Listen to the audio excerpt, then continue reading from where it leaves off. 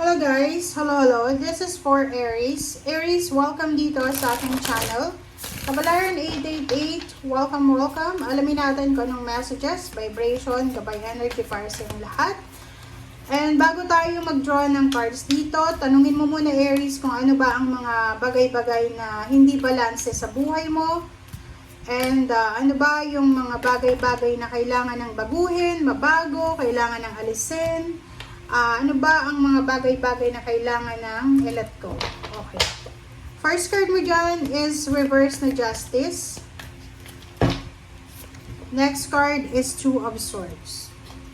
Okay. Meron ditong Aries na posibleng hindi siya swerte sa paghahanap ng trabaho. Maybe maraming beses kang nag-apply ng trabaho pero hindi ka makatanggap-tanggap.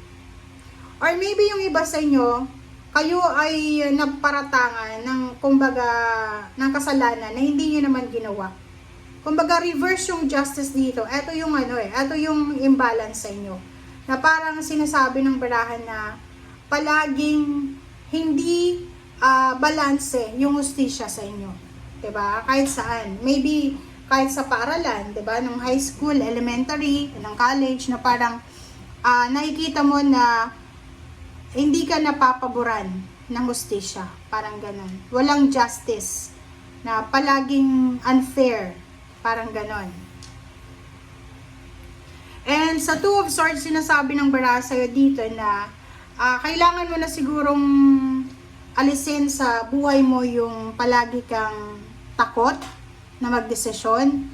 Na palagi kang nag-iisip ng mga worst na pwedeng mangyari, yung masyado kang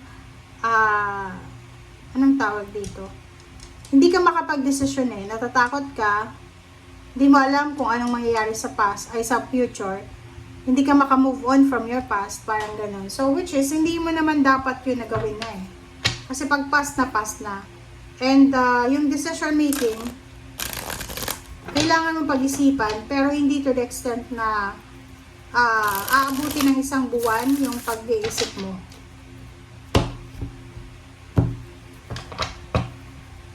Alright, so first card natin is King of Air, Queen of Water,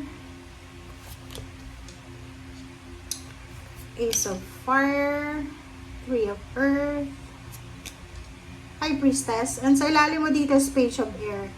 Sabi na masyado kang nag-a-analyze ng situation. Sa sobrang pag-a-analyze, sobra-sobra na yung yung oras na binibigay sa pag-iisip. Yung parang nag-isip ka or pinag-isipan mo yung decision mo ng 10 days. Tapos, hindi ka nag-desisyon ng 10 days dahil sa isang bagay na simple lang na dapat pag-desisyonan. Tapos, pag 11 days, bigla kang nag-desisyon sa isang desisyon na yun na hindi mo pinag-isipan. Parang ganun. Okay, knowledge, objective, perspective. King of Air. So, nakikita ko sa iyo dito na, yun na nga, kailangan mo nang mag-focus. Fast forward movement na tayo, Aries. Kailangan mo nang kalimutan ng nakaraan. Mag-focus ka na sa kung ano yung dapat bigyan ng focus, ng priority. Move forward, positive forward. Isang air signs, Gemini, Libra, and Aquarius, ang posibleng makakatulong sa'yo. Maybe parent mo siya, mother or father.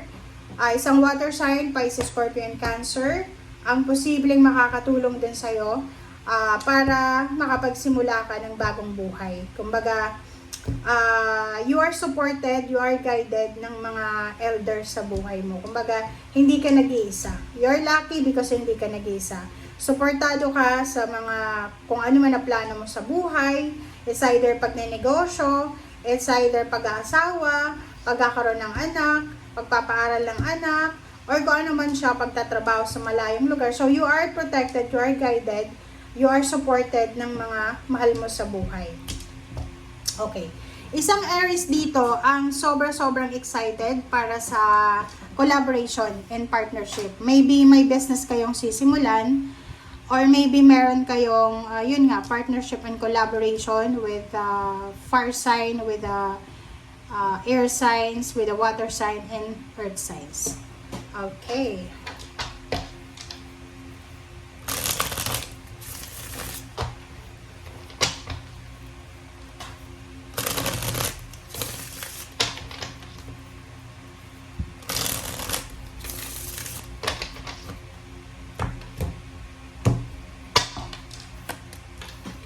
Okay, Four of Wands and Seven of Wheels. O Seven of Pentacles to guys.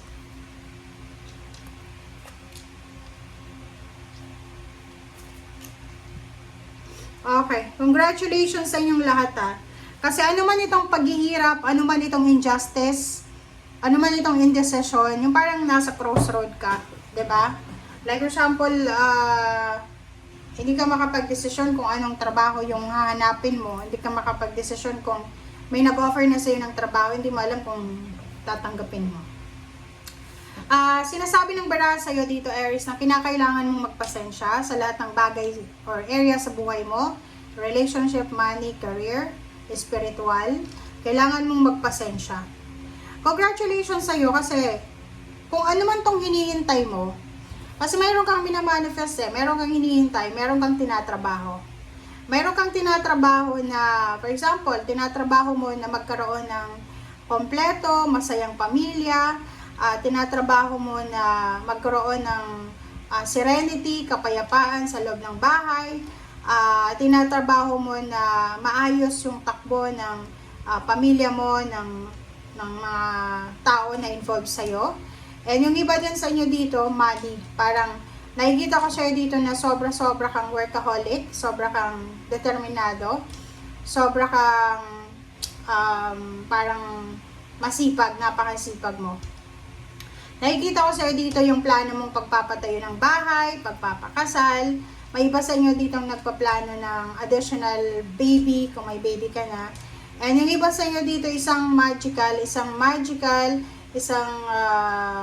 unexpected na financial boost or financial inflow. Parang ganon. So, parang uulan ng pera sa buhay mo na pwedeng ito yung hinihintay mo. So, halimbawa, malapit ka na mag-retire, 'di ba? So, parang medyo aburido ka na kasi parang feeling mo pagod ka na sa pagtatrabaho and gusto mong magpahinga na.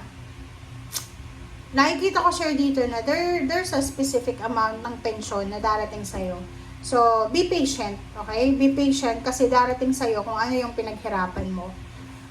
Ten of Wheels, may posible dito na Aries na posible ka, mananalo ka sa loto or maybe sa sugal. Limpak-limpak na salapi siya. Pwedeng maraming pera. Pero hindi natin sinasabi na magsugal kayo guys. Okay? Four of Wands, sinasabi dito ng baraha sa inyo na kung may mga problema kayo sa pamilya, like may mga hindi pagkakaunawaan, kailangan nyong isettle ito as soon as possible. Okay? So, emotionally and financially, sobrang magiging successful ang buhay mo sa mga susunod na araw, buwan at taon. Thank you guys. Bye!